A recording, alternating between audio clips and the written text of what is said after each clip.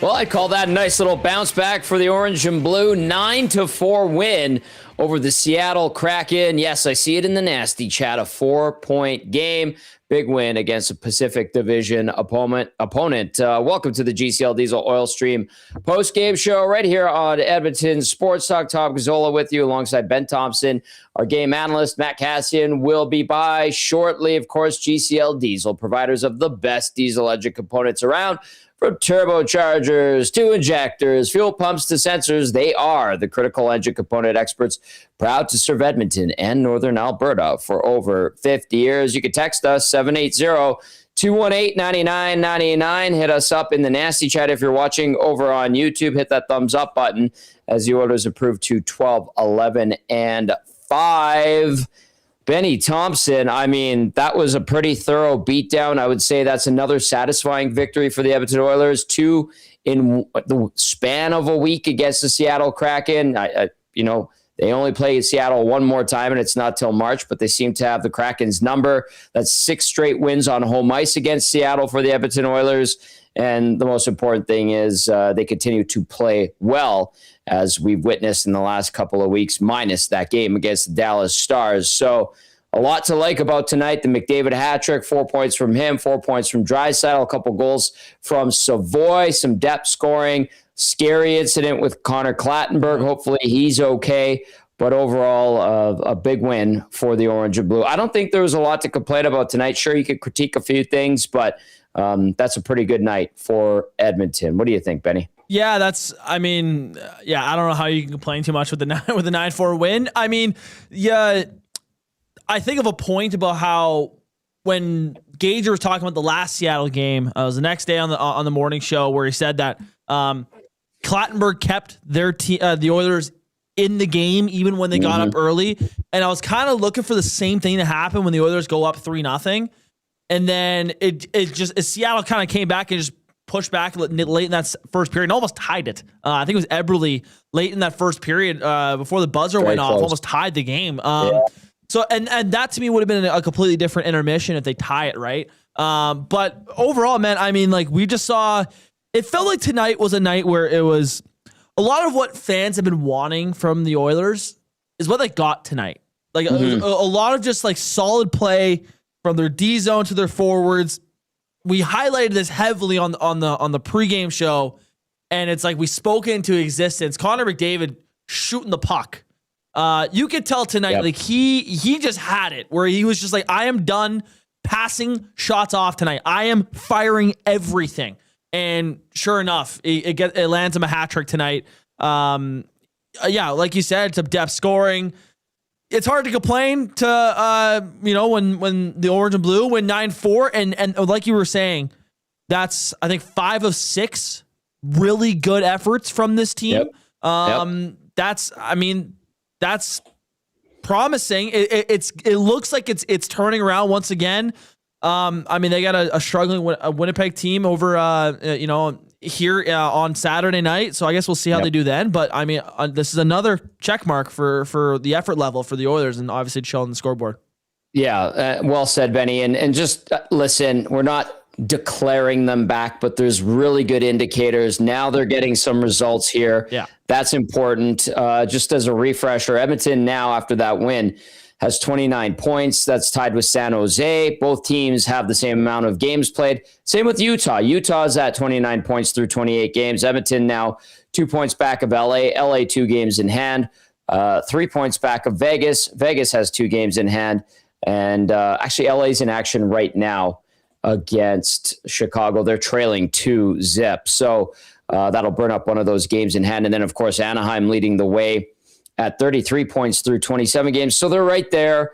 An opportunity, as you pointed out, against Winnipeg. The Jets have struggled, and they have injury issues, and we know Hellebuck's out for a while, had the arthroscopic surgery on his knee, and they're going to have to write Eric Comrie, and then they have that Milic that they called up, who's a young goaltender. Winnipeg 3-6-1 in its last 10 through 26 games. And Edmonton, by the way, like they're not out of the woods by any means. We're not bestowing the they are back label on them just yet. They need to put a few of these good games together and some more results. But Edmonton 4-5-1 in its last 10, even though we're saying, hey, there's some encouraging signs that Edmonton is starting to display. And you're right. They talked about, and McDavid said it the other night against Minnesota, that he wants to shoot more. Yep. Sniped. The guy's got a great shot. Good heads-up play on the hat-trick goal where, the Nugent-Hopkins missed shot, Karam's off the wall. I have no idea where Philip Grubauer was on that one. I don't know how he didn't have any better reaction time to that. And both Seattle goalies tonight were just bad, okay? Yeah, and then brutal. The Oilers, they own Seattle tonight.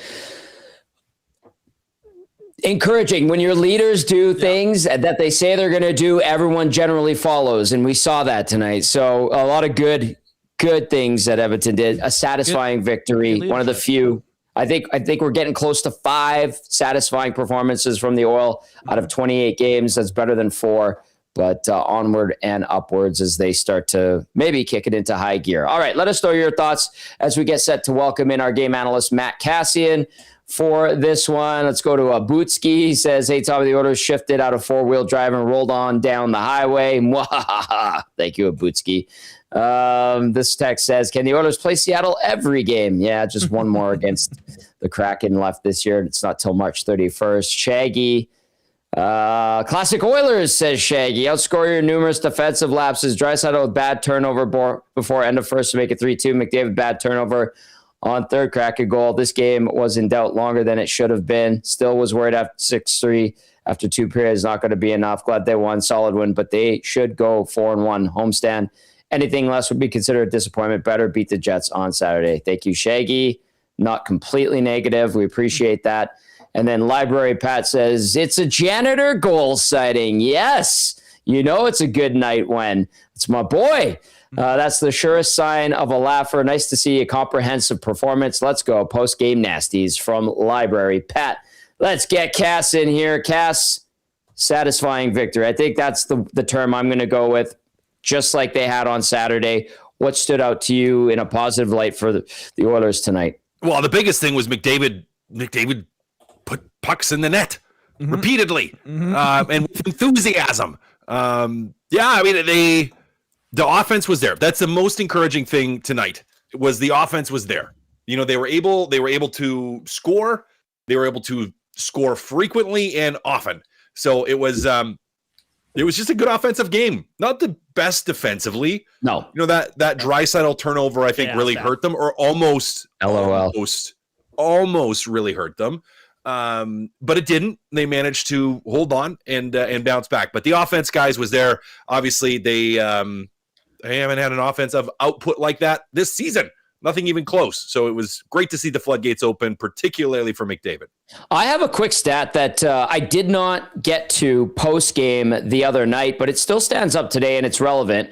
It came in from Swainer, and it was the Oilers hadn't held a lead on home ice since November 1st. That was the night that the Blue Jays lost Game 7. So obviously they wiped that out. And then Swainer texts in, this is the first time that they played on the same date that the Oilers have scored more goals than LeBron James scored points.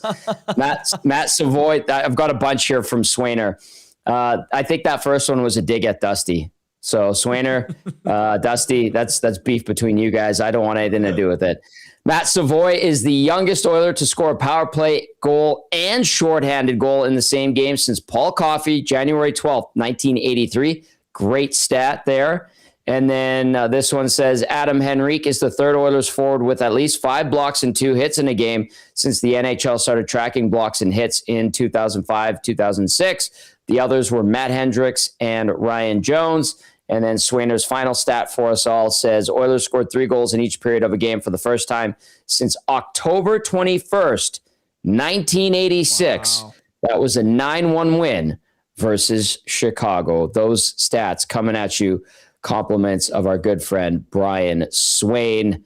All right. Let us know your thoughts. 780-218-9999. Jump into the nasty chat as well. Savoie, I mean, the shorty and the power play marker Cass, but just overall to get some confidence going. I mean, that second breakaway where he converted, it seemed like a goal scorer's goal. And I think Benny and I were talking off the air. We were saying, or Ben brought it up. He goes, I was a little worried if he, after that first breakaway that got stopped, that maybe it would hurt his confidence. But Cass, that's got to be a good thing for the young guy. Oh, a great thing. Good thing to put a couple in there. I was excited when he got that second chance. The first one, I mean, I was excited on the breakaway. I'm like, come on, put it in. Like, it'd just be good to see him do it. He can't convert. And then having the goal back the other way pretty much immediately after, I kind of felt the same thing where I was like, oh man, I hope he doesn't carry that. And as a team, you hope they're not carrying that, because you could just feel, especially for a young player, that could be their reaction, right? I had this glorious opportunity, couldn't convert.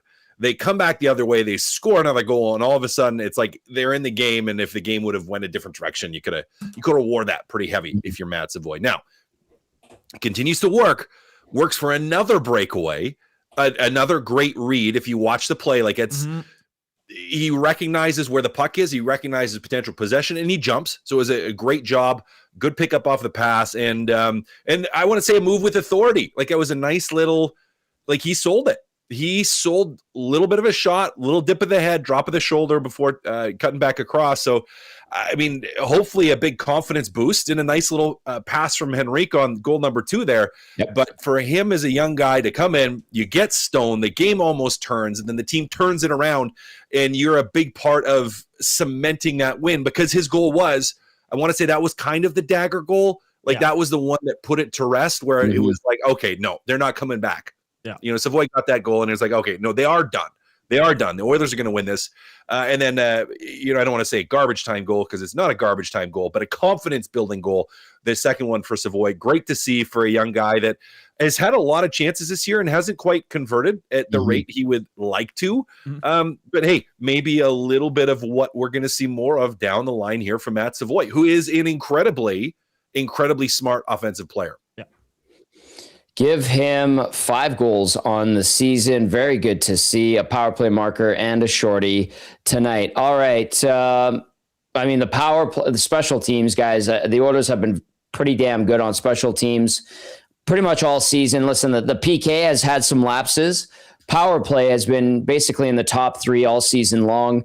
It goes 4 for 5 tonight. They take advantage of a 5-on-3, Savoie burying that one. PK 3 for 3. What are we noticing about, power play? We basically know, Cass, but PK, have you noticed any improvement outside of the actual results? Because, there were times, especially last year, where we talked about the method in which they were trying to kill penalties and it was biting them in the ass. Yeah.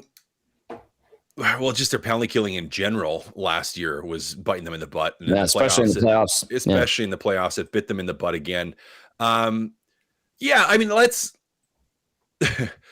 be clear here. Their penalty kill is still completely average. Right? It's completely average, but it was so bad. It was so horrendous. It was so awful last season that it's like, we'll take anything. Give us average. Average will do. And that really, and I talked about this at the start of the year with the way they have been playing and continue to play on the penalty kill. That's basically what they've gone to, with an ultra passive set, where it's like they're saying, again, like, we're going to be average. We're not going to be a great penalty killing team. We're just going to kind of be okay. You're going to be able to walk in and take shots, and sometimes you're going to score, and we're not going to be able to deal with it, but we're going to back in and collapse to the front of the net. So we give up less backdoor crap and less through the box, because when you collapse in and everyone's tight, all of a sudden those seams close up. So you're saying, yeah, you can walk in and just bomb it, and you might beat our goalies. You're going to beat our goalies. You can do that, but we're not going to give up as many backdoor seam plays for tap-ins, which we were doing all the time. Yes. All the time last season. And so we're going to be completely average. And that's what they've been, sitting just over 80%, even with today. And it really is just that. They're kind of saying, okay, and this is when you're doing that again, and you're saying, okay, we're going to be completely average. This is what you're saying. You're saying to the teams that do not have great power plays, you're saying, hey, it's going to be tough for those groups to do anything. Right? That's who you're shutting down primarily. Now, the best power plays in the league. So if we're going to look, at the good teams that are dominant on the power play, so Dallas, we saw that the other day, didn't we? Oh, we did. Minnesota it wasn't much that game. A lot of the teams at the top we haven't even seen yet, but like the better teams in the league. So if you're looking at like Dallas, Pittsburgh, Montreal, New Jersey, Chicago, Boston, Ottawa, like teams that are clipping along at a decent rate, and maybe even getting down like to the Boston, Ottawa, that's at 20%. So those aren't fantastic, but those top teams in particular, you're going to get lit up by those groups playing soft. You're going to get lit up by really high skilled players. However, you can kind of eke out that average, which they're doing to sit at that when you play completely passive. So it's the improvement again is primarily because of that. But that's like again from an improvement standpoint, there's like there was nowhere to go but up because they were so bad. So yeah, they've improved, and yes, it's noticeable statistically. Yes, it's relevant because they went from being like freaking 50% to now being at like 80%, which again. It's just like an average, mediocre, middle of the pack penalty kill. That's a lot of me going off, but it's just like, well, I don't want to give them the cookies for it because I don't think it's a great penalty kill. I'm just like, it's just completely average, and that's okay for this group. Right. It was 15th coming into tonight, by the way. So 100% average is a totally adequate way to describe it. Goes 3 for 3. And listen, Seattle's power play, 22nd overall in the league coming into action tonight. On the road, actually 12th. So way better than at home. At home, Seattle's power play is 29th at 12.5%, which is mind-boggling. On the road, pretty good at 21.9. That's 12th overall. So averages out to 22nd at 16.7%. Edmonton on the PK. Like Cass was alluding to, 81.1% heading into tonight, goes 3 for 3. That was good for 15th. They add another shorthanded goal on the season. That's their third shorty of the year. So the special teams, they dominated in that department tonight against Seattle. Let's go to Bad Billy texting in. Bad Billy says, howdy, boys. That was a good old-fashioned curb stomping. Was waiting for someone to yell, car, and the nets to be pulled off. Team has looked good 3 in a row now. Hope Claddy the kid is okay. Yeah, that was scary. There was blood on his hands. They called for I think Lazar and Frederick were calling for TD Force to run out there pretty quickly. Clattenburg was kicking his feet. That is always a scary thing, but got off on his own steam. That kid is tough as nails. This text says, I'm absolutely livid that they did not challenge that last Seattle goal. Clearly goaltending interference, and it could have let Seattle back into the game. I think that's a bit of a facetious text, but let's take a look at the goaltending tonight. Pickard with an .875, 4 goals on 32 shots. The first one, guys, I'm not blaming Calvin Pickard. Like, that was an unfortunate bounce off of Podkolzin and goes right to, was it Tolvanen? He just blasts it. Terrible giveaway by Leon Draisaitl on the second one. And then the third one, I'm trying to remember. That was, which one was the third one, boys? Help me out here. McCann? It was the McCann goal. Yeah. McCann on the rush. Yeah. That was right after the Hyman goal, basically. Just less than a minute later. But then, Janmark responds. And then that Yanni Newman goal with 5 seconds left in garbage time. Regula, I think, let Newman just basically go in and bang home the rebound. For Pickard, I mean, it wasn't the same type of performance when his last start came back on November 20th, but okay overall. I mean, he made a couple of decent saves. What do you guys think? Yeah, he was okay. Wasn't great. Wasn't bad. He was all right. He was all right. It wasn't like a spectacular performance. Wasn't as good as he was when he played against Tampa. But he was good. Yeah, no big mistakes from him. Stopped most of the pucks he was supposed to stop. He was fine. Even though he still ends up with a sub 900 save percentage. But that's why you can't just look at those dumb numbers. Yeah. You have to actually think through the game. No, he was decent. A couple bad how dare you? Unfortunate, but yeah. I'm kidding. No, that's good. Good win for him. He's probably pretty satisfied with that, and we'll see how he performs going forward here. I expect Stu Skinner to get the start on Saturday against the Winnipeg Jets. We got a quick update here on Connor Clattenburg. Chris Knobloch, this is via Reid Wilkins. Reid texting me saying Knobloch says Clattenburg had some stitches above his eye, so he should be okay. That's always scary. Anything around the eye. Cass, did you ever get stitches around the eye? I had like 300 and something stitches in my face. So, yes. You're still pretty, buddy. There's a couple good ones. There's one up here. It runs all along right here. There's one right here. There's one right here. There's one on this side here that goes. I had to turn my head back where a stick blade came like this, was coming right from my eyes, and I had to turn my head like this, so it got me here and then took off my nose. So the only part of my nose that was still attached was this. The rest of my nose was hanging off my face. I had my nose split open in my last year of junior, and it was like filleted. It was disgusting. Yeah, that's basically what it was. It was like a flap hanging here, and then the rest of my nose hanging off my face. I could breathe great. I mean, it was like, don't get me wrong. I was like, man, is this how normal people feel when they breathe? Because I always remember it's just wide open. You got a lot of oxygen. I'm like, it was great. Until it wasn't. But it's close. So close, a couple close calls and that. Pretty fortunate. So I never no teeth and lucky. No eyes. Lucky. Extremely fortunate. Nose a couple times. Everywhere else, my chin is a quilt. Everything down here is all mangled, but outside of that, I did okay. Nothing in the eyes, but nice. It's scary. I mean, anytime like that, I feel that like a second he gets hit there, you're just you get worried, and it happens to players, whether it's pucks or stick. I mean, look at a guy like Johnny Boychuk, who's your Edmonton guy, good friend, whose career was cut probably 3 or 4 years short, 5 or 6 years short, maybe even from an eye injury. Like they're a very real possibility and very scary. Stopped him on a 2-on-1 today. No big deal. Look at you. Look at you. Out to the alumni skate today. I wasn't able to make it because I was doing EST things. Yeah, you were. A good skate today. A lot of really good players out there. All right, text us 780-218-9999. Let's go to Colorado. Rusty says 3 good, solid games in a row. Nice to see everything clicking tonight. Good to see some other scorers. Frederick needs to go back to the Eastern Conference. The game in the West is too fast for him. Hope he realizes and eventually asks to be sent away someday. Listen, I know Trent Frederick has struggled. Let's just take a look at his stat line tonight. It's not great. It hasn't been great all year. But he played 10 minutes tonight, had 15 shifts, 1 shot, 1 hit. I know that it has not been good as a member of the Oilers for Trent Frederick. And I know that it's baffling that they gave him an 8-year contract. And I'm with everybody on that. But I also I'm not gonna not cut him. I'm not gonna just cut him some slack. But I understand that this is probably going to take some time, and he's not going to ask for a trade.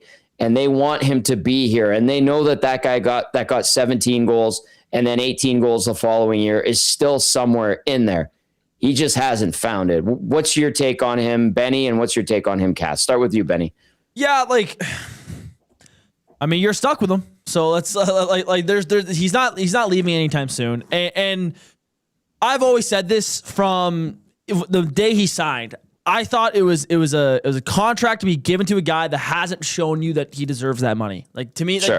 It was already a risky contract. You're giving a guy who was playing with an injury through that playoff run, and when playing with that injury still didn't look great. You're giving him all this money in this term. It's like, okay, well, you're putting a lot of trust in him. You better be sure. And it's not paying off right now. To me, though, can it get much worse?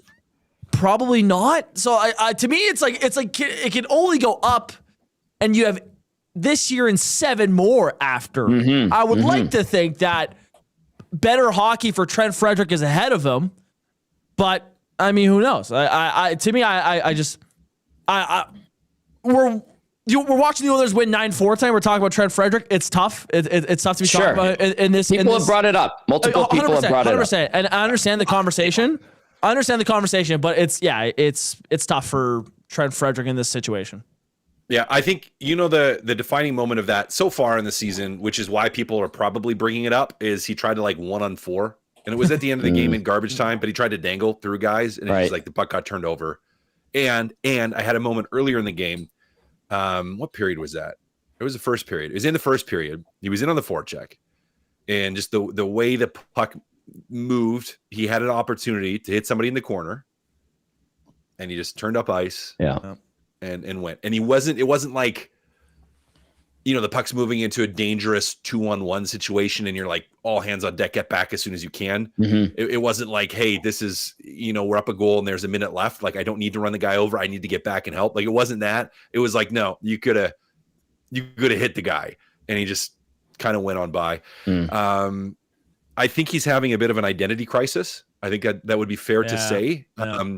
Explain, Cass, because you've been traded. You've gone from the Western Conference to the Eastern Conference, all that stuff. I don't buy the game does change a little bit east to west, but that's more because of travel and energy, right? And really, that's true. It's because you have way less travel, way more often. You're at home way more. From an energy standpoint, regularly, those games is like they can be a little bit cleaner in some ways. Mm-hmm.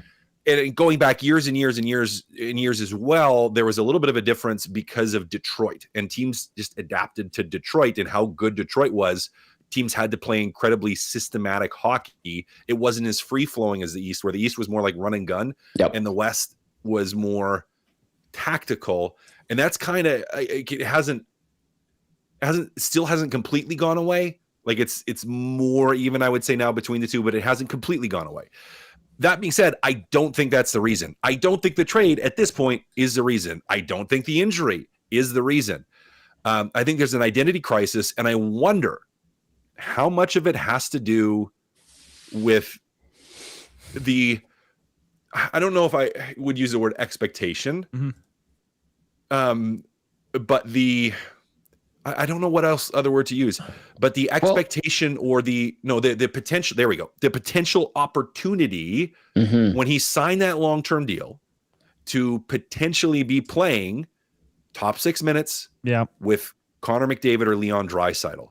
And I just wonder if in that moment, and there's an old hockey cliche, I got told this all the time. When a crusher tries to turn into a rusher, he turns into an usher. That was the saying. That's a good one. And I just wonder if the expectation internally, if the potential opportunity got to him, and that he was expecting, I'm going to score 30 goals this year. I'm going to play 17 minutes a night. I'm not going to have to really fight anybody because I'm going to be too busy scoring. I'm going to be the one that's going to be telling everybody like, I'm not going to fight you. You have 2 goals. I have 15. Right. Like I wonder if that's where his mindset was heading into this season. Right, wrong, indifferent. Whether he should or shouldn't hit. Like that to me, I'm like, okay. And then you start to struggle, and then all of a sudden the opportunity diminishes, and then you have cognitive dissonance, and all of a sudden you're lost. Your identity of a player is a little bit gone. Then you go and try to find it, and you go pick a fight, which was great. Then you do a horrible job in the fight and you get the wheels beat off you. And yes, it was great. And I respect the heck out of it for him doing it against a guy that was undoubtedly, in my opinion, tougher than him and more technically sound than him from a fighting standpoint. He was struggling. He tried to do something. I commend that all day long, all day long. Yes. But I think that even further, just mentally, just beat him down a little bit in that. And so I think there's a cognitive dissonance there between the player he was expecting to be and the player he is right now. And that's a tough grind to get through. Now, as Benny said, got a long time to figure this out. So it can only go up from here. And oftentimes with players like that, you go through seasons, you go through periods of time, and I am hopeful that he turns it around. So he shouldn't be a player that you write off, because we have seen it. If you watch highlights, you watch clips, you talk to people, when he's playing, you go back and watch games of the Oilers playing Boston.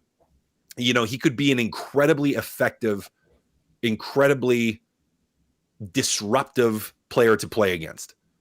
Great description. Yeah, he hasn't got there. So he can. I'm holding out hope that he will, but he's just not there right now. So I understand the frustration. With that being said, the Oilers won a really by a large margin. Yeah. And that's the focus. We shouldn't talk about Trent Frederick. I know. And it popped up a bunch of times. I'm like, really? This is what we want to go to? Some people want to talk about it. But yeah, like this text that came, it says 9 goals. Hard to be negative after that. Yeah. I mean, we could pick away at a few things, but seriously, like, that was a pretty good win for the Oilers. Yeah. Cass, I like the way you articulated that. Yeah. I knew you would be able to, and you could help fans of the game understand what players in the game might be going through. And I think you did that very well. So I'm glad we put that to you, and you kind of summed it up very nicely. So well done as always, sir.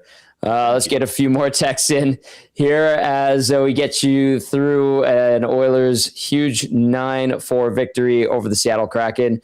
Gazzola, Cassian, and Thomson with you. Reid Wilkins will be stopping by when he's finished up at the rink. Let's go to this text here. It says, don't want to critique a win, so I won't. But I like the Oilers 5-on-5 game a lot better against Minnesota. Power play looks great. Ryan Nugent-Hopkins has been fantastic since he's come back. Nice to see the janitor find the net. Savoie also got rewarded. He's been very good most of the season. So I want to hit on and focus on one portion of this text, and that is Nugent-Hopkins being fantastic since coming back. Not so much just like how he's been, guys, since he's come back, but him being on that top line with McDavid and Hyman. And Hyman scored a really nice goal tonight. Like that thing really was beautiful. Nice that looked like classic Hyman to me. Strong, head of steam to the net, roof daddy on the backhand. Lost start of the backhand, by the way. Kids, work on that damn backhand. That line, Cass, I know we talked about it a little bit, but what did you see? How did it allow the rest of the lineup to kind of shuffle out? Well, they still ended up -1. So there's that. Wow. At least Ryan Nugent-Hopkins. Who's being negative now? No, I'm not. They were McDavid with a hattie and a 4-point night. Yeah. Nuge with 3 points and Hyman with a goal. Like that's a good night. Yes. Plus minus is not the barometer that I use to evaluate typically or ever. Generally, sometimes it can be helpful, but usually not. Well, I was excited for them before the game play together, and before the game, because that was my game changer number 1 was Ryan Nugent-Hopkins uniting with those two for the first time this season. You combine that, and yes, maybe it was just McDavid being fed up with not shooting. Maybe it was him being fed up with just the lack of cohesiveness offensively that the group has been feeling 5-on-5. But maybe part of it has to do with Ryan Nugent-Hopkins moving back to that wing spot and that comfort and familiarity. That's not, I know McDavid has comfort with Draisaitl, but that stresses the rest of your lineup. Mm-hmm. Without having to stress the rest of your lineup, you moved a guy there and instantly got results. So it's, and we know this. We know Ryan Nugent-Hopkins is an important part of this group. The group says that Ryan Nugent-Hopkins is an important part of it, and not just lip service. Like he legitimately is. And I think you've seen it since he's come back. He is a huge part of this team, and he has down games just like everybody. But he typically is one of the more consistent players in the defensive and offensive zone. And offensively, he's found a little bit of a groove here, and it could be a big part of transitioning this team from being just middling to hopefully excelling and accelerating into a playoff position.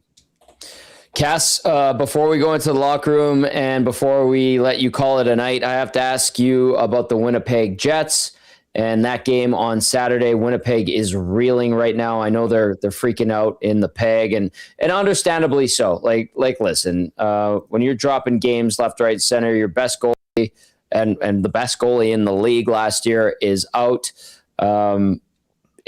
Poop is going to hit the fan. We know that. So they get their asses kicked by Buffalo 5-1. They're coming off a 3-2 shootout loss more recently to Montreal. They play Friday at home against Buffalo before they come here on Saturday. They did beat Nashville. They got their butts whipped by Carolina 5-1. They lost 4-3 to the Capitals before that. Like, it is a tough go right now for the Winnipeg Jets. So if you're the Oilers, How are you approaching this Jets team? And it's a team that has given the Oilers fits in recent years. They have, but a little bit of a fragile team currently. Yeah. A little bit of fragile team currently. Not that Edmonton is not. They're not world beaters, that's for sure. They're not world beaters right now. And if we look from a points percentage standpoint, Winnipeg's got a better points percentage winning record than Edmonton does. So for all their woes, and for all the woes of people in Winnipeg about the team, they're still in it, much like Edmonton is still in it. Right. They're still in it. And they have had to navigate some pretty tough injuries, as you mentioned, having a goaltender that's out, the best goalie arguably in the world, and Connor Hellebuck injured for a significant period of time. That hurts. So they've had injury issues. They've had they've struggled. They've struggled. And with how well they played last year, it just feels off. I think, for most people in Winnipeg. Not a team to sleep on. Not a team to sleep on. I don't want to disrespect St. Louis. I don't want to disrespect Nashville. I don't want to disrespect Calgary or Vancouver, those teams that are still behind the Winnipeg Jets. Yeah. But the Winnipeg Jets are they are in another class than those teams currently. From what they are capable of. They haven't been playing up to that capacity, but from what they're capable of. It's not a team that you want to sleep on. I mean, much like the Oilers against the Seattle Kraken, the last two games have had their number, have found a way to put up a lot of offense. Winnipeg is fully capable of doing the exact same thing to you if you are sleeping and if you are not prepared for them. So yes, it's been a struggle for the Jets. Yes, they haven't had the success that they'd like to. Yes, they've really, in the last 10 is where that struggle has magnified itself with injuries. But to me, I'm still looking at Winnipeg and going, this is a team that's going to either challenge or at the least have a wild card spot. Like I still think Winnipeg crawls into the playoffs. Now, who do I think comes out? Well, I think Anaheim comes back down to earth a little bit, and they're going to be in a fight for a wild card. Utah's going to be in a fight for a wild card. I don't know that San Jose is anywhere in the picture. Ultimately, I know they've managed to hang around. I don't see them staying. I could be wrong, but I do think Winnipeg's still going to be in the mix here. So for Edmonton, you can't sleep on it. You just had a dominant win against Seattle. You started to play good hockey. So sleeping into a game on Saturday because you think Winnipeg isn't playing well because they haven't been playing well, that's a recipe for disaster. Yeah. So they got to be prepared for it. Winnipeg's going to be at the point in their season where they're going to be playing desperate. They're going to be doing everything they can. They're going to feel the pressure and the buzz from everybody. So it's an opportunity for Edmonton to continue that momentum. And by the way, it's a conference game. You're trying to get into a wild card spot. And here's a team that as of today, and it'll be a little different when we get to Saturday, but as of today is trying to catch you. So it's a huge, huge, huge game. I don't want to say it's the biggest game of the season. They're all big at this point, but it's a very important game just to see the mental state and the hopefully continuing upward trajectory for the Edmonton Oilers. Cass, you had a dominant performance tonight. I'm just going to say it. So well done, sir. Guys. Yeah. I appreciate it. Fantastic work as always, my friend. Enjoy the rest of your night, and I look forward to seeing you on Saturday. Thanks, guys. There's our game analyst, Matt Cassian, helping us break down Edmonton's 9-4 victory over the Seattle Kraken. Heeding a bit of a warning. We'll see if the Oilers can do that on Saturday about facing a Jets team that still has some weapons. And yes, they're without Connor Hellebuck, but we'll see. I'm sure Winnipeg's looking at the Oilers as an opportunity to start to get back on track. And Edmonton's looking at an opportunity against Winnipeg to continue their doldrums, if you will. So we'll get you ready for that one on Saturday night. We're on the air at 7:00 for the GCL Diesel Oil Stream pregame show, but we've got a bunch of stuff to get to tonight. We do have a couple of interviews ready to go. Before we do that, I'll get to the turning point of the game, and it will tie into our first interview that we hear from the Oilers. You heard Benny talk about it. You heard Cass allude to it as well. It was when Matt Savoie scored that shorthanded breakaway goal. Really kind of, I think, put some ease into the minds of most Oilers fans. Maybe not all, considering how things this season have gone. But Savoie getting a second breakaway, burying that one shorthanded at 2:28. Off a face-off, Henrique wins it back. Bouchard finds him and then fires it up. His 4th goal of the year. Good confidence booster. You'd add another one on the power play later in the game. But I think, to me, that was the turning point of the game, is when Matt Savoie scored that shorty and really it took the game back for the Oilers, because they had let the Kraken back into it in that first period. But Savoie burying that one, I think, was huge. So that's going to be your turning point of the game, brought to you by Advantage Sport Medicine and Physiotherapy. Connor McDavid's got a team of specialists. You've got a bag of frozen peas. Get the same locker room approach that's trusted by the best in the game at Advantage Sport Medicine. Book your assessment today at www.advantagesportmed.ca or call 780-460-9977. Matt Savoie, his 1st of the night, 4th of the season, shorthanded, is your Advantage Sport Medicine and Physiotherapy turning point of the game. And without further ado, let's hear from the kid from St. Albert, Matt Savoie, a couple of goals tonight. Can you tell us what you were thinking on that second breakaway? The first one didn't work for you, but the second one obviously did. Yeah, I had a lot of time in intermission to think about it, so I had some ideas, but it was actually Stu that mentioned, maybe go backhand, just something he saw, so credit to Stewie. His first two breakaway NHL game, probably. I don't even know how many he had in junior AHL. Yeah, 100%. I think it was only my 3rd or 4th breakaway of the season, so to get 2 in the same game, you got to capitalize on your chances for sure. Matt, your coach and your teammates, sorry, Matt, they've been talking about the impact that you've been able to make throughout the course of this season. I know the numbers necessarily don't back that up, but did it feel like you were due for one of these games to break out with a couple of goals and a few points? Yeah, 100%. I think as the season's progressed, I've just got more confident, more comfortable with the puck on my stick, and I think just in all situations. So, definitely feel good out there right now, and I'm just looking to build off that. The way the team's headed in the last little stretch here, do you kind of feel there's a long way to go, but do you think things are starting to turn a little bit for you guys? Yeah, I think the last few games, we played really good defensive games and, pretty good, full effort. So just looking to string it all together and going a little bit of a run here and put some wins together. Does it become self-perpetuating where you're starting to feel a little bit, the pressure's off, your confidence gets a little bit higher, and next thing you know, you're starting to put a few of these games together?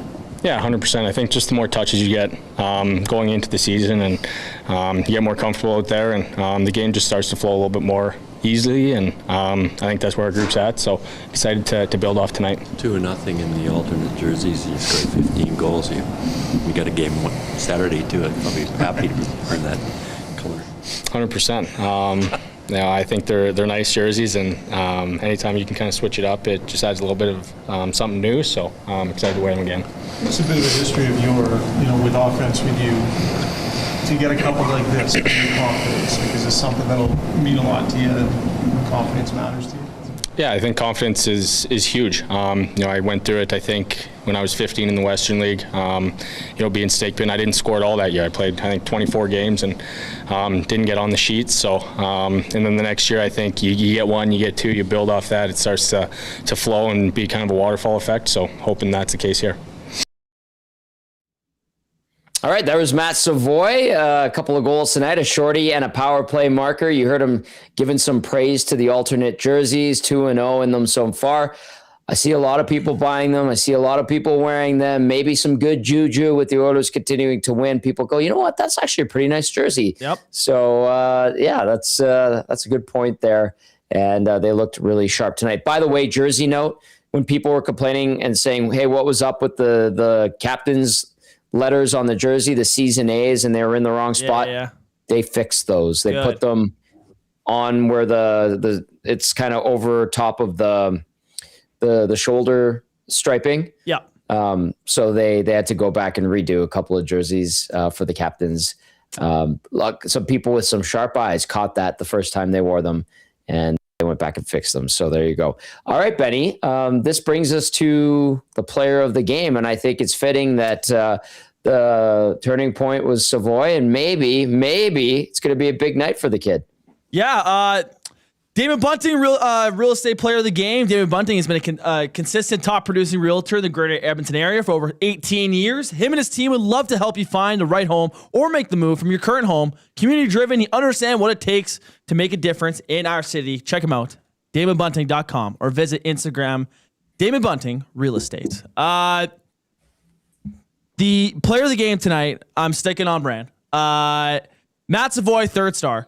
To me, this is a big game for him, not just because he got 2 goals, but it's mainly because what it can do for him down the line, right? Mm-hmm. I have said coming into this year that I think they've lacked a top 6 winger. Now, I didn't expect Roslovic to turn into the guy that he's been, and I understand he's hurt now, but let's see if he can continue that play when he gets back. If they have another guy like Savoie that can produce, man, and I understand it's been maybe a little bit of a rocky road for him producing. If this turns around and this is the game that kind of propels him to being, producing at a top 6 level, I think it's huge for him. So for that, I thought he looked great. Like Reid said it, and we'll have him on here in a second. Yeah, asked him how many times do you have 2 breakaways in the same game? And he almost had a third too. He got caught up, I think, with Riker Evans, I think, on a play in the third period there too. So, and like I was talking to you about off the air with, like, I was worried that first the breakaway. Was going to be maybe he was going to lose some confidence over it, right? And I know Savoie. I'm not best friends with him, but I've known him. I've played hockey with him growing up. And to me, he was always a guy. He was always a dangler. He wasn't a shooter. Always had a knack for getting a goalie out of his net. It's funny. I had a couple buddies over, and one of my buddies' older brothers runs a Humboldt charity tournament in St. Albert, and Savoie played in it. That was 2 years ago. It was the day he got traded to the Oilers, actually. I was running the box score, and he got a penalty shot in one of the games and made one of the most just gross moves. He completely had one of the goalies. I believe it was Matt Murray, not the Seattle Matt Murray, but the one I believe in the Dallas system at the time. Yes. He's been called up a couple times too. Yeah. He had him flying out of a net on a ridiculous move. And so I look at that, and I was telling my buddies, I'm like, I wish he did that move on his breakaway. And then sure enough, he goes and scores on the backhand. So a long-winded, but player of the game for David Bunting, Matt Savoie, because I think he deserves it, and he's playing a lot better. Let's hope the producing continues. Nicely done, Benny. That's a very popular pick for the player of the game, brought to you by Damon Bunting, now with the agency. Let's get to a couple of texts as we get set to welcome in Reid Wilkins. Adam the Axe Guy says, huge win, hell of a game. Wish McDavid would show some GD emotion when scoring, especially the Hattie. Come on, man, have some fun. Yeah, I know he doesn't love to exude the fun side of things, but that was a good hat trick. This one from Coach Mike says, nice to enjoy an Oiler game for once. Pacific top 3 still wide open. Oh, yeah, Coach Mike, you know it is. Come on. It was never out of reach with how soft the Pacific is. Let's call it that. This one says, I would like to just say that I'm really happy with the game, of course. I would also like to point out that Frederick isn't expletive awful. Yes, I know. It just came up. We talked about it. I think Cass had a wonderful explanation. If you didn't catch it, go back and scrub through, and Cass kind of dove into, Trent Frederick adapting to being an Edmonton Oiler. Let's go to Greg the Sound Guy. Says it's nice to see them put on a show at home. Wasn't pretty 5-on-5, but good to see a pumping finally, and they won on a night off too. Time for a pop and enjoy the rest of the show, boys. Cheers, Greg the Sound Guy. Enjoy that beverage, Greg. Keep those texts coming in, 780-218-9999. Jump into the NASA Chat. NASA Chat, you guys have been humming along nicely. Hit that thumbs up as we welcome in Reid Wilkins, host of the Reid Wilkins Show with Jay Milne right here on Edmonton Sports Talk. 3 to 6 Monday to Friday on our fine station. As we get to Reid's Read, brought to you by Ewell, your power play specialist. Ewell has the gear you need for your next electrical project with 3 Edmonton area locations, and you can order online anytime at ewell.ca. Ewell, your Edmonton-based partner in power and source for all things electrical. I'll tell you what, this guy was electrical in the press box tonight. He is Reid Wilkins. Reid, Rick, impressions of the Oilers after that 9-4 victory. You said, hey, they might get 10. Oh, so close. November 26, 1996. The last time they scored 10 goals in a game. In Calgary. March 26, 2019. The last time 2 Oilers had a hat trick in a game. Nugent Hopkins and Draisaitl in an 8-4 win over the Kings. It could have happened tonight if Savoie could. So really, everybody, a night of failure for the Oilers. Oh boy, we already talked about some negative stuff. We're not doing that. Let's be positive. Good juju. Come on now. Well, they kicked their ass. I mean, Seattle's playing terrible, and the Oilers jumped all over them, which they should do. The special teams was absolutely no contest. Because the Oilers went 4 for 5 on the power play. Seattle went 0 for 3. So in 2 games, Seattle has not scored a power play goal the last 2 games against the Oilers, and they have killed off 1 Oilers power play. And that was the second half of the 5-on-3, was it not? No, because that was Savoie's goal. Right? Well, the Oilers still had a 5-on-4 after that. Remember Everett Fitzhugh? Oh, right. Yeah. Was saying Edmonton's 5 for 5 in the 2 meetings against Seattle. You're right. There was that other penalty. Yes, my mistake. So listen to Everett, Reid. He's only yelling right behind us. So I might have upset Everett. He heard you. No, not about that. After you left, what'd you do? I texted him the last time the Oilers got 10 goals in a game. Oh, no. Because I thought that when you're broadcasting, you need information. You need stuff. And I was like, he's not going to have the last time the Oilers got 10, so I will share it with him. And then he looked down at me. He's like, not now, man. Not now. Poop but I was disturber. like, I'd want to know that. You got to know that kind of stuff. If Seattle was he actually disappointed? Could you see like disappointment in his face? I think he was just bugging. He was messing. He's a good guy. He was just kind of like, really? But, I think he knew I was trying to be nice. Hopefully. Yeah, I was. Salty. Like, if Seattle was at 9, I'd be looking up if they'd ever scored 10 in a game. So yeah, of course. You gotta. I'm always looking stuff like that during the games. But yeah, the Oilers dominated. I mean, I guess you could say they didn't handle the end of the first period very well, with Draisaitl trying to make that stick handle and turning the puck over. And Seattle got it to 3-2. That's kind of the only time you thought, well, maybe Seattle's going to fight back in this one. Seattle couldn't defend. They weren't that good on the attack. Like I said, their special teams were terrible. Their goaltending was not very good. So this was just a dominant win by the Oilers. In the grand scheme of how are the Oilers compared to Minnesota or Dallas or Colorado, well, we'll still find out. They got 54 games or whatever to figure that out. But if you have a team that's slumping and you have their number, pound the crap out of them. Like if you're up 8-3, make it 9-3. Like don't. I know there's a certain amount of decorum, but I always think if you got a chance to break it, and let's face it, they're not beating the last place team. This was against the team they're trying to pass in the standings. Yes. So if you can rattle Seattle for a few games, that might help you catch up to them. Before I get to are the Oilers back discussion, what was worse, Seattle's performance or their uniforms, according to you? Well, their performance, but those uniforms are terrible. And I think they have top 5 uniforms in the league. Like their usual regular ones. Yeah. This one was terrible. Like, it glows in the dark, man. But okay, the game is played in the light, Tom. Okay, there's lights on during the game. Lights will guide you home, as someone said in the nasty chat. So you don't need glow in the dark uniforms. That's a distraction. That's a novelty. That's a sideshow. Okay, that's Sideshow Bob, and they stepped on all the rakes tonight. Okay, that's what these uniforms did for them. Nothing. Great reference. He couldn't see the numbers. The numbers didn't stand out enough. They were just outlines. Those are not good kits. And I'm not a fan of these Oilers jerseys either, but they look better than the Seattle ones. But their performance was worse than the. They were outright bad.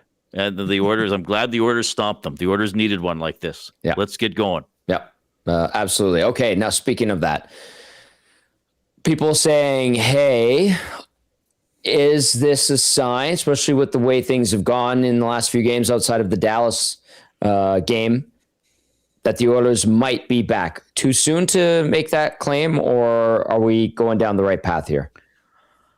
I think we're going down the right path. I think I'm going to stick with what I've been saying, that I want to see the whole homestand. Like if they can play 5 solid games on the homestand, then I'll maybe really start to believe it.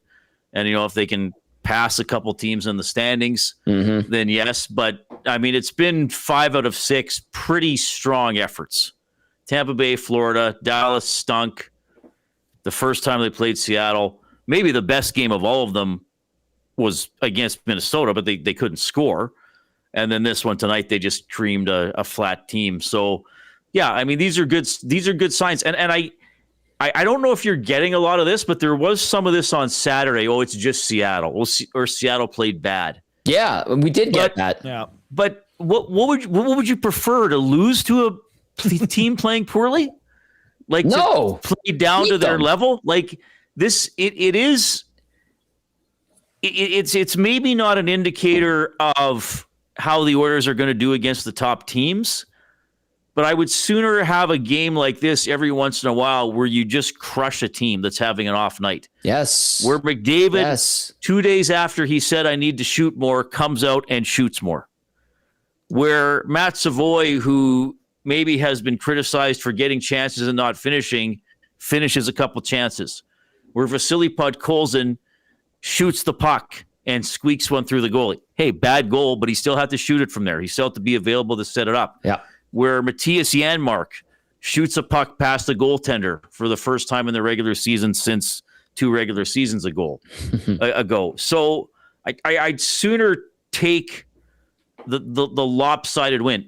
Can you look at this game and say it's an overall sign that the Oilers are bad or are back? No, because Seattle was so bad. Mm-hmm. But still, if a team is playing bad, it's still a good sign to go out and crush them.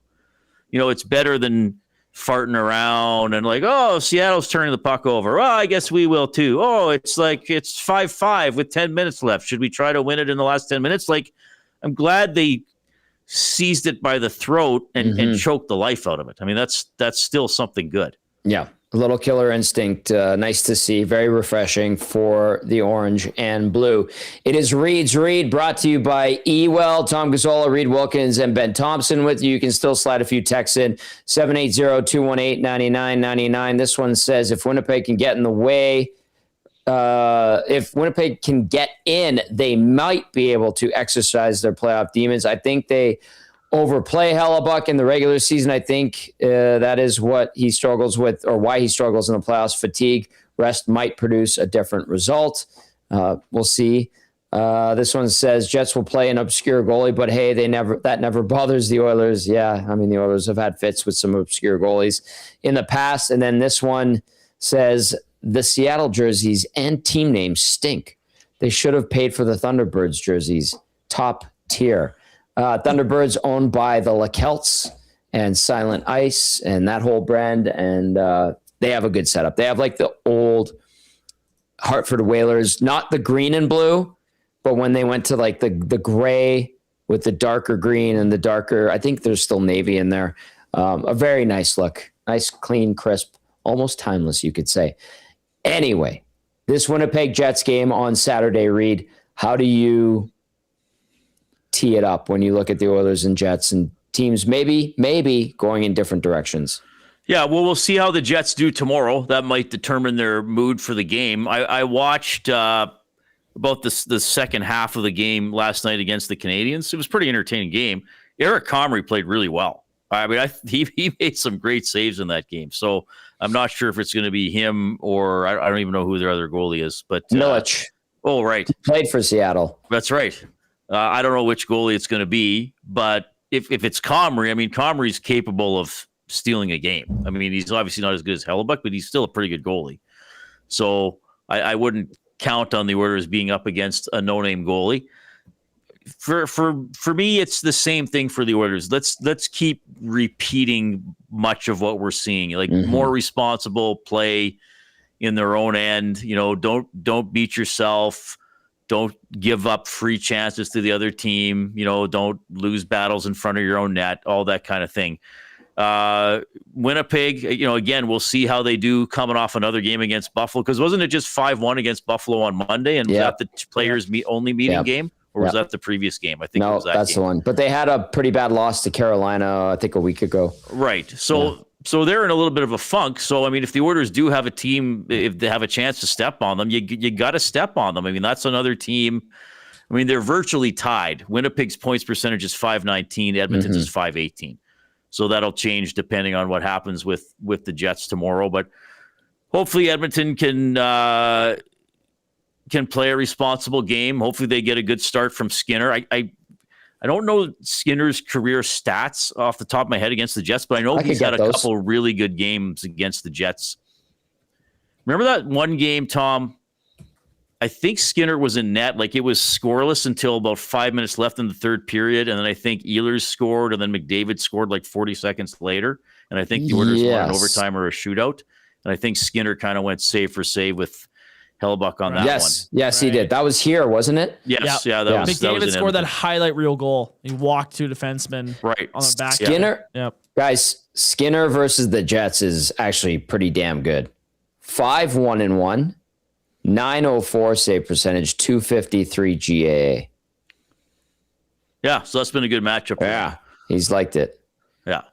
But you look at the Jets team from last year, I mean, no Hellebuck because he's hurt, and no Ehlers, who's a good player and has often played well against Edmonton. Mm-hmm. So just if you look at just that alone, maybe the Oilers can jump on them here. You know what? I'm glad you jumped on this show here because you're fantastic as always, my friend. Well, I really had nothing else to do, but thank you for having me. I'll see you tomorrow at the station. That's all right, Reed's take Reed. care, guys. Reed's Reed brought to you by Reid Wilkins. Catch him tomorrow from 3 to 6 right here on Edmonton Sports Talk with the one and only Jay Milne and Ice Coop. I swear to you, I sprinkled on so many things on Play Alberta. Oh, yeah. Presenting sponsor of EST. And so Joaquin goes with the McDavid 3 points, right? McDavid gets 4. Great call, Joaquin. Hernan goes Nugent Hopkins a point. Great call. Gets that out of the way early. Coop goes Shane Pinto point. Coop. Ice Coop indeed. Cold. Ouch. Ruins it. Anyway, we did hit on, I think it was Dusty had a play of the day. Yeah. Early bird, that one hit. I sprinkled that. And then we needed a Pickens catch to get one of the other parlays. He needed 6. He had 5. So that one didn't hit. But man, oh man, I text the group chat. I'm like, who the hell picked Pinto? Yeah. Of course it was Coop. Yep. Anyway, Benny, final thoughts from you. Yeah, obviously great win for them. Entertaining. You beat down on a team that was struggling. Good for you. Now you're playing a team that's also struggling, but when you look at the rosters on paper, you take Winnipeg's roster over Seattle. Yes. So go beat the better team on Saturday. It feels like things are turning around for this team. It seems like it's been the past 5 or 6 games. Their efforts have been pretty damn good. Yep. Let's see if they can make it 6 of 7 on Saturday. Hey, that would be great. Adam Henrique, 2-point night. Matt Savoie, 2-point night. He was the Damon Bunting Real Estate Player of the Game. Thanks to Benny Thomson. Draisaitl, 4 points. Nugent Hopkins, 3 points. McDavid, 4 points. Bouchard, 3 points. Ekholm, 2 points. A lot of multi-point games. You love to see it. And the Oilers with a convincing 9-4 victory over the Seattle Kraken. They will look to make it 2 straight wins when they take on Winnipeg, like Benny was just talking about. Saturday night, we get going, 7 p.m., GCL Diesel Oil Stream pregame show. Our next live on location is December 13th at Boston Pizza, 170th and 90th Avenue, right across the street from West Edmonton Mall. Tony and Curtis will have great prizes available, as always. And can't wait to get back there with the crew and a bunch of the nasties. And we always have a lot of fun at those. But on Saturday, it's going to be from the home studios, which will be fantastic as well. That's going to do it for the GCL Diesel Oil Stream post-game show. Edmonton 9, Seattle 4. It's a big win within the Pacific Division for the Orange and Blue. The boys will break it all down tomorrow morning, starting on the Nielsen Show with Lieutenant Eric and YouTube Trev at 6 a.m. Can't wait to talk about it some more on the Hangout and on the Oil Stream tomorrow afternoon. For Matt Cassian and Ben Thomson, as well as the one and only Reid Wilkins, I'm Tom Gazzola saying thank you for watching. Thank you for listening. Hit that thumbs up on your way out if you watched. Have yourselves a great night. We'll see you tomorrow.